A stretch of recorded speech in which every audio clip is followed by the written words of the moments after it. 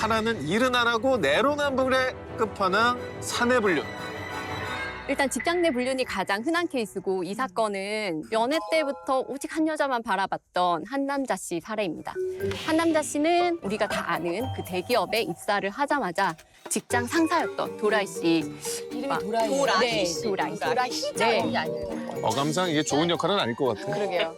도라이 씨는 사실 굉장히 능력 있는 사람이었어요. 바로 사내 커플이 됐고 결혼까지 고리는 했습니다.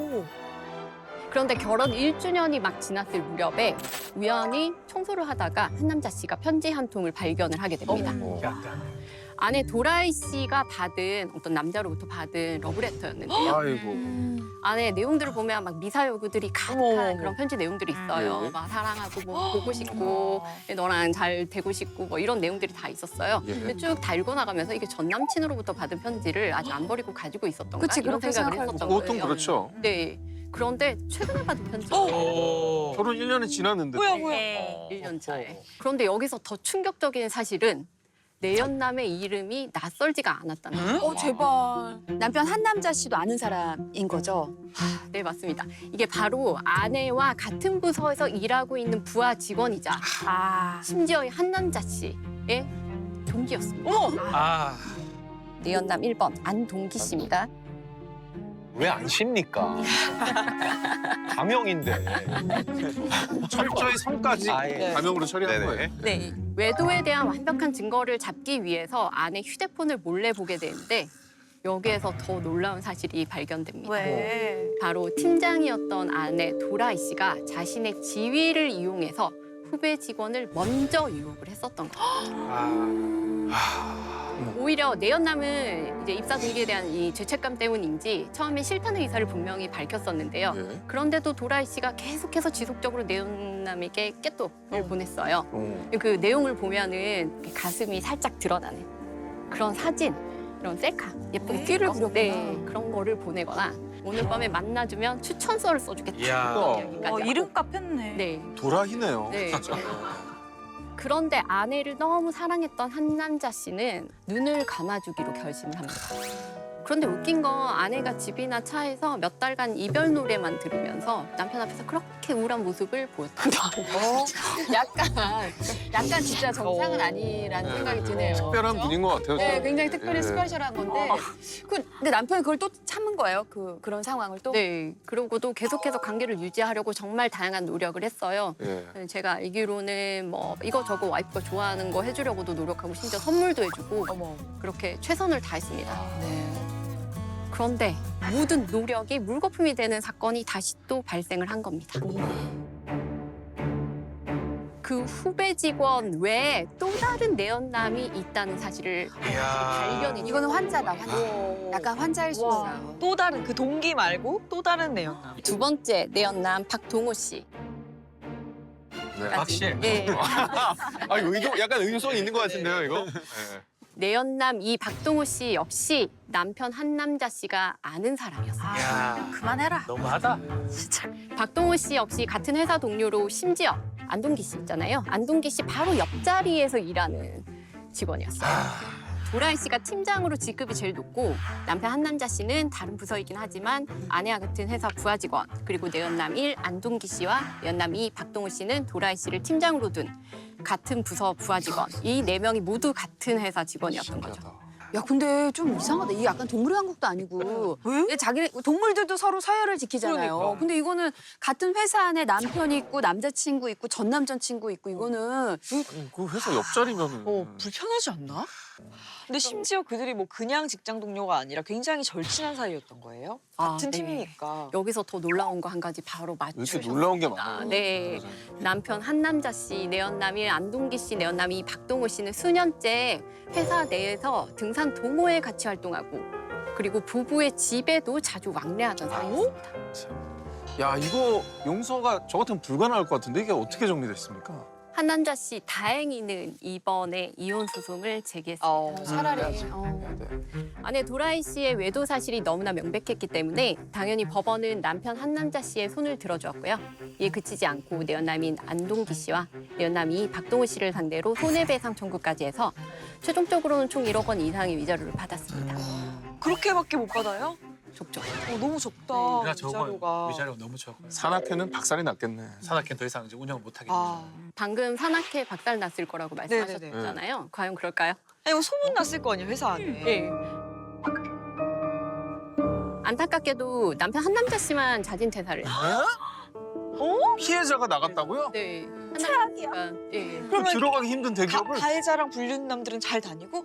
한남자 씨는 이 일로 1년 이상 우울증 치료를 받았고 어. 심지어 자기 인생에 뭐가 잘못된지 모르겠다고 여러 가지 고민을 하시다가 어머머머. 개명까지 하셨어요. 어. 여러분, 이 사건에서 상간남 1과 상간남 2가 서로의 존재를 알았을까요? 나중에 소송을 했으니까 알게 된 거 아니에요? 아닙니다. 그렇지 않습니다. 몰라요? 네. 왜 몰라요? 상간남 1과 상간남 2는 지금 본인 때문에 각자가 본인 때문에 이혼을 했다고 정도는 생각을 할 수 있지만 이 사건은 조용히 묻혔습니다. 묻혔다고요? 네. 그냥 합의를 보고 끝냈어요. 네. 법정에 안 가고. 지금도 그럼 막 친하게 지내면서 등산하면서 모르고 있는 거야, 서로? 상간남 1과 상간남 2는 각자가 도라이 씨와 내연 관계를 맺었다는 걸 서로 모르고 있어요. 아 내가 가서 얘기해주고 싶어. 그냥 조용히. 둘이 만났던 거 알아요? 이러면서. 그러면 우리 도라이님은 계속 팀장으로 근무 중이세요? 아주 잘 나가고 있습니다. 어머나. 오. 아니 그러면은 이게 사실은 저는 이렇게 사실 내연남들도 이해가 안 가긴 하는데 아내가 제일 이해가 안 가요. 도대체 왜 그런 건지 혹시 알고 계십니까, 변호사님? 제가 이혼 사건 하다 보면 도라이 씨처럼 이렇게 습관성 바람을 피시는 분들을 꽤 많이 보거든요. 왜냐면은 그 도라이 씨 같은 경우에는 우리 이 사건에서 방금 말씀을 안 드렸지만 사실은 한 남자 씨를 만나기 전에 이제 다른 직장에서도 이제 여러 직원과 그런 스캔들이 있었고 그것 때문에 자신 퇴사를 한 이력이 있었고요. 또 용서를 또 하고 결혼을 네, 했는데. 용서를 하고 결혼까지를 했는데 또 똑같이 이런 일이 역시. 생겼던 거예요. 한 번 하면 봐주면 안 돼. 아니 그래서 어른들이 항상 얘기했잖아요. 바람 그건 습관이다. 그러네. 그러면서 절대 그래서 결혼하지 안 하신 분들은 그거 꼭 그냥 바람 피는 사람. 또 다른 피해자가 나오지 않았으면 좋겠어요. 자, 불륜은 부부와 불륜 상대에만 그치지 않고 정말 다른 가족까지 고통을 받는 게 가장 큰 문제인 것 같습니다. 시작 전에 잠깐 들었는데 이 이야기가 박지훈 변호사님이 정말 희대의 네. 불륜 사건이다라고 이야기를 했고 이 이야기도 사실이라는 거잖아요. 이게 지금 좀 전에 얘기했던 것보다 좀 곱하기 100배라고 볼 것 같아요. 이게 실제 인상이 좀 돌아갈 수도 있고. 청심환도 남은 거 있습니다. 청심환 좀. 하나 안 줬다 혹시 하나만 준비하신 건 아니죠? 저 준비하긴 했는데. 아, 더 있네. 누나 먹어, 누나 먹어. 있어. 아, 드시는 게 오히려 저- 편할 것 같아요. 난 이게 실화라는 게 이해가 실화입니다. 안 돼요. 100% 실하다 이렇게 먼저 말씀을 드리고 예. 한 남자의 욕심 때문에 결국 파탄난 가정의 이야기인데 자, 이 가정은 이혁장이라는 지금 아내가 있었고요. 5천벌이라는 남편이 오 씨야. 있습니다. 5천벌. 오씨. 5천벌입니다. 그 장명에 의도가 있어. 박씨 오씨. 작가들이 상상력이 부족해. 세상에 성이 그렇게 많은데 여기 있는 걸로 돌려 쓰고 있는 거야. 5천벌이에요. 네네. 남편이 5천벌인데 5천벌. 의사를 의사입니다. 하고 있는 어. 남편입니다. 이 사람 자녀도 있어요. 자녀가 둘이 있는데 둘을 잘 키웠어요. 둘 다 아빠 따라서 의사가 됩니다. 첫째도 의사, 둘째도 의사. 잘 키웠네. 정말 꽃길만 걸을 것 같은 이 지금 이혁장 씨 집안에 어둠이 들어진 거는 첫째 아들이 이 며느리감을 데리고 오면서 문제가 일어났습니다. 오. 아빠인 오천벌 씨가 반대를 좀 하는 거예요. 그냥 며느리 보자마자. 왜냐하면 오천벌 씨가 다른 사람을 소개를 합니다. 이 여자 말고 양다희라는 사람을 이 아이랑 결혼하면 어떤 아들? 시아버지가? 예, 시아버지. 이상한 거지. 예. 왜냐하면 뭐 양다희라는 사람을 좋게 봤던 것 같아요. 그래서 양다희를 소개를 했는데 첫째 아들은 내가 사랑하는 여자랑 결혼하겠다라고 해서 결국 사랑하는 여자랑 결혼을 하게 됩니다. 네. 했어. 근데 그 후에 좀 문제가 돼요. 첫 번째 얘기했던 그 양다희 씨가 좀 마음에 들었던 것 같아요. 네. 그러면 첫째 아들이 안 되니까 둘째 아들한테도 합니다. 세상에. 자동차 세일즈하는 것도 아니고. 이게 뭐야? 왜 그 여자분을 자꾸 너무 마음에 드는 것 같아요. 그리고 미혼인 아무리 둘째 아들한테 양다희 씨를 한번 만나보라고 권유를 했고요. 둘째 아들도 사실은 사귀던 사람이 있었어요. 그래서 거절하고 싶었는데 아버지의 뜻에 따라서 결혼까지. 어이구, 쟤 착하다. 그러면 결혼한 후에 더 문제가 실제로 아버지 어머니를 모시고 살겠다. 둘째가. 그 양다희 씨가? 양다희 씨가 결혼한 다음에 또 허니문 베이비로 손주까지 임신을 합니다. 그러다 보니까 시아버지가 너무 좋아합니다. 오천벌 씨는 우리 양다희 우리 어머, 며느리 어머. 너무 잘한다라고 왜 그래? 굉장히 이뻐했었고 이뻐하면 뭐가 따릅니까? 금전적 돈이 따릅니다. 어머. 금전적 지원도 아낌없이 첫째 며느리랑 막 차별을 하는 거예요? 많이 차별하죠. 둘째는 매우 이뻐하고 첫째는 시집살이 시키고 그런 상황인데 어느 날 좀 문제가 생깁니다. 이 아내인 이혁장 씨가 충격적인 통화 내용을 듣게 돼요. 뭐야? 이때부터 문제가 뭐야? 되는데요. 남편이 너희 딸 너무 걱정하지 마라. 잘 지내고 있다. 어? 당신 혹시 잘 지내고 있나? 라고 통화하는 내용을 듣게 돼요. 당신? 무슨 뭐야, 소리야? 뭐야? 당신 뭐야?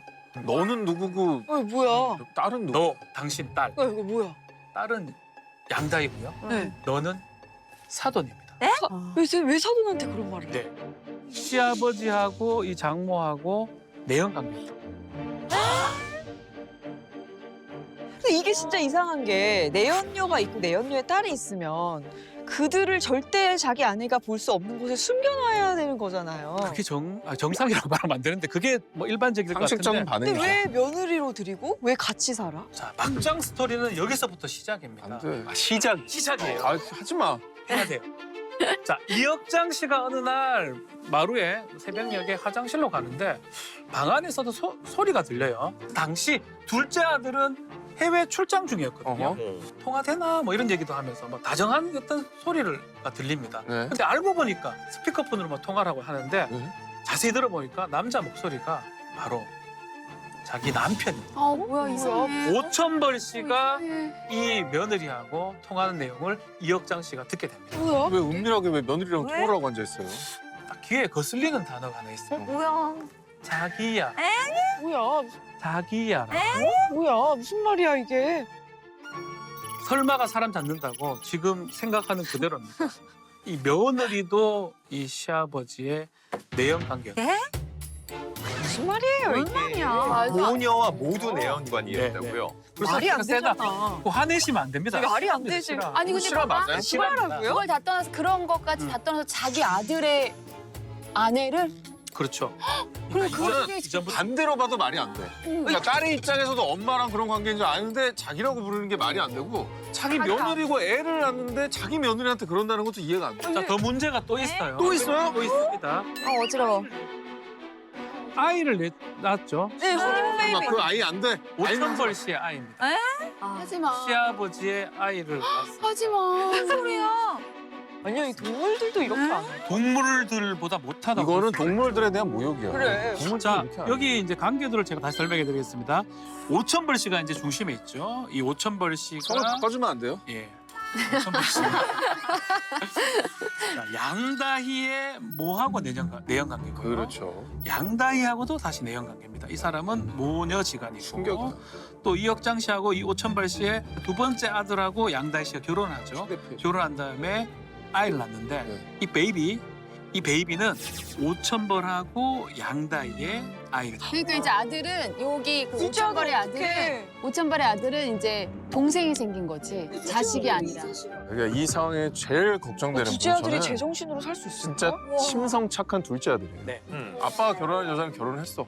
근데 이게 막장이 펼쳐진 거야. 아빠의 아이야. 근데 문제가 모든 사람한테 배신을 당한 거예요. 근데 그 문제가 또 있습니다. 또 있어요? 그 둘째 아들이 이 상황을 모두 알고 있었던 거예요. 자신의 장모 될 사람하고 내연 관계니까 나 결혼 못 하겠다고 거부를 하니까 아버지가 설득을 한 것 같아요. 네가 만약에 결혼하면 너가 형이 아닌 너한테 모든 걸 주겠다. 모든 재산도 재산을. 주고 병원도 주고. 그래서 재산을 좀 물려받기 때문에 알면서도 입을 다물었던 거, 탐구를 했던 것 같아요. 근데 근데 문제는 자기 와이프한테까지 손을 댄 거 아니에요? 결혼하기 전에는 장모님하고 우리 아버지하고는 관계가 있다.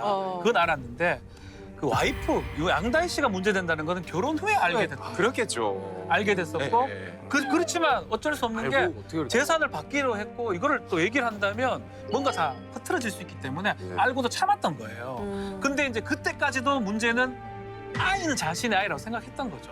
근데 나중에 이혁장 씨가 문제 제기를 하니까 또 확인해 보니까 아이 역시 자신의 아이가 아니었던 겁니다. 근데 이 모든 사건의 정말 완벽한 피해자는 이제 아내분이죠. 그래. 그렇죠. 뭐 네. 아들은 어쩌면 둘째 아들은 받아들인 거잖아요. 너무 충격이다. 그러면 이제 이혼을 하시게 됐나요? 그렇죠. 이혁장 씨가 이제 이걸 인지하고 나서 5천 벌씩 상대로 이혼 소송도 제기했고요. 그렇지만 손해배상 위자료금이 그렇게 크지는 않습니다. 5천 정도. 5천 정도. 뭐야? 왜 이렇게 적어? 그러니까 실제로 사실은 우리 이혼 소송 제기하면서 불륜 부정행위에 대해서 손해배상 제기를 하면 1억이 넘기가 어려워요. 왜 이렇게 작아요? 대신에 이제 재산 분할 소송이 들어가. 재산 분할로 많이 받을 수 예, 있어요.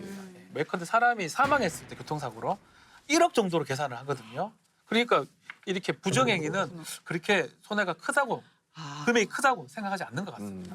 방금 말씀해 주신 것처럼 사람 사망했을 때 기준을 한 1억 정도로 보기 때문에 혼인 파탄, 이혼에 따른 위자료 뭐 액수는 많이 나와봤자 한 5천만 원 정도고 그런데 오히려 실무에서 보면은 한 2천만 원에서 3천만 원 정도 네. 이 정도 인정되는 거의 게 딱 그 정도 네, 받는 그 거예요. 정도가 많아요. 작다. 5천만 그것도 많이 원 올랐어요. 많이 반통 없어지고. 5천이면은 결혼 많이 파탄 받- 위자료는 굉장히 많이 나온 거죠. 네. 거의 다 받은 거죠. 이 정도 막장이어야지 그 정도를 받을 수 있는 거. 하여튼 그 남편분 진짜 좀 너무하긴 하네요. 뭐 아내도 내 거, 사돈도 내 거, 며느리도 내 거, 다 내 거. 애도 내 거. 손자도 훌륭이 많네. 손자도 내 거, 다 내 아들도 거. 예. 들으면 들을수록 계속해서 좀 충격이 가시질 않는데요. 연예계도 아주 욕심을 심하게 부린 케이스가 있다고요? 네, 이번 이야기의 주인공은 이 행사의 신으로 불린 가수 교차로 씨의 이야기인데요. 교차로 씨는 이 결혼 생활 도중에 이 두 집 살림을 하면서 혼외자까지 낳은 사실이 알려지며 세간을 떠들썩하게 만든 인물입니다. 일지가 좀 복잡하니까 잘 따라오셔야 돼요. 예. 교차로 씨는 가수 데뷔 전에 같은 일에 종사하던 첫 번째 아내 이단심 씨와 결혼을 해서 슬아의 아이가 있었는데요. 그 후에 가수의 데뷔를 했습니다. 정말 대히트를 쳐서 국민적인 사랑을 받았거든요. 그러던 중에 내연녀였던 이 금사랑 씨와 외도를 시작을 했어요. 두 집 살림을 이제 시작을 하게 됐는데 이때 혼외자를 낳게 됩니다. 이때 아이가 나왔어요. 근데 뒤늦게 이 사실을 아내가 알게 됩니다. 첫 번째 아내가 알게 돼서 이단심 씨와 이혼을 결정을 하게 됩니다. 그 후에 이 금사랑 씨와 사실혼 관계를 쭉 이어오게 되는데 몇 년 뒤에 이 금사랑 씨와 혼인 신고를 하게 돼요. 두 번째 아내로 맞이를 하게 됩니다.